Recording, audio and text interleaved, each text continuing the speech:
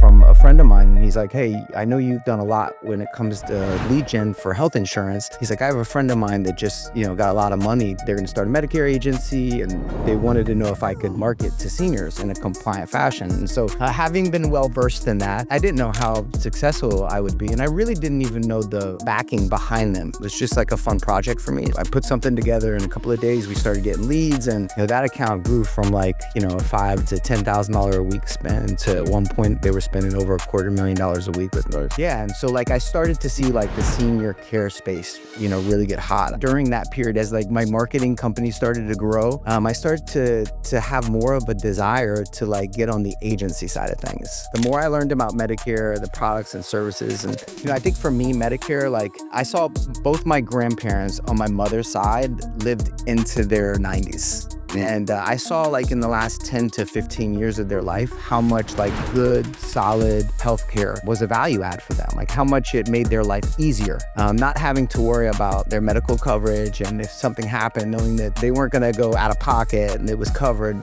brought them so much peace. So being able to get involved in a business where I could provide that service to seniors, I really started to get interested in that. Now we've become a resource to other Medicare agencies.